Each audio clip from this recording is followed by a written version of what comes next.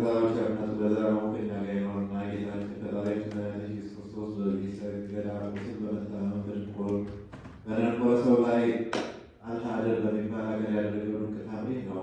በአንዲት ቀን ጌታችን ኢየሱስ ክርስቶስ አልዓደር በሚባል ሀገር ውስጥ ሲሄድ በዚህ ገዳም ውስጥ የታመመ ዓይኖቹ ወደ ሰማይ አንስቶ እጆቹን ዘርግቶ እየጮኸ ሲያለቅስ አገኘው። ጌታ ኢየሱስ ክርስቶስ አንተ ሰው መድኃኒት እያለ ለምን ታለቅሳለህ አለው።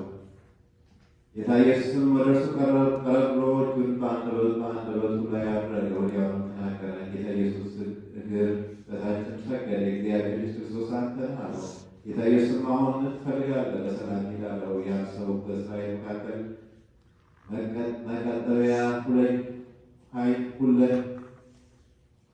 ሁኛለሁና ከእርሳቸው ውስጥ ቁራሽ እንጀራ የሚበላኝ የለምና አቤቱ ይቅር በለኝ ቁስሌም የበራልኝ እንጂ ወደ እኔም ከቶ የሚቀርብ የለም እጅና እግሬ የለኝምና። ጌታ ኢየሱስ ስሞ ስጋውን የሚባል ውሃ ወደሚመነጭበት ዕለት ሂድ አለት። ከዚያም በእርበትህ ሁሉ በአብ ስም አሜን፣ በወልድ ስም አሜን፣ ሕይወት በሚሆን ስም ለዘላለሙ አሜን እያልክ 3 ጊዜ ሰውነትን እጠብ አለው። ይህም በሰማይና በምድር ላለው ሁሉ ፍጻሜ ነው።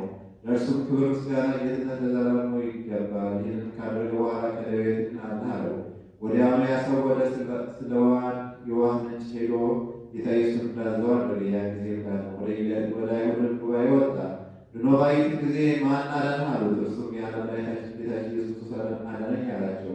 እነርሱ መቼ አዳነህ አሉት። እርሱም በሰንበት ቀን ፈጽሞ አዳነኝ አላቸው።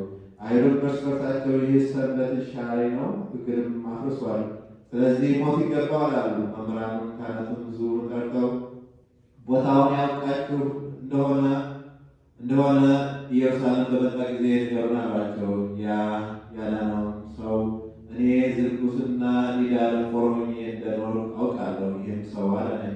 አምላክነት ከሌለው እኔን ማዳን ባልተቻለውም ነበር። እንዲህ ያለ ስራ እንድትሰራ በነቢያት ሆነ በዘመናቸው ከቶ አልሰማንም ብሎ መለሰላቸው። ፈሪሳውያንም አእምሮና ሕግ የሌላቸው አሕዛብ ከሚገድሉት በቀር እናንተ ይህ ሰው አትገድሉት አሉ። ይህንም ሲናገሩ ጌታ ኢየሱስ ወደ እርሱ መጥቶ እኔ የማን ልጅ እንደሆንኩ ብታውቁ ከኃጢአታችሁ በደላችሁ ነበር። ነገር ግን ባለማወቃችሁ ኃጢአታችሁ በራሳችሁ ነዋሪ ነው፣ በእኔ አላመናችሁምና አላቸው። እናንተ የእፉኝ የእባብ ልጆች ነቢዩ ላይ በመንፈስ ቅዱስ ተገልጦ አናጢዎች የናቦት ድንጋይ ማዕዘን ራስ ሆነች፣ እርሷም ከእግዚአብሔር ዘንድ ሆነች። ዓይኖቻችንን ድንቅ ናት ያለውን አታስተውሉንም?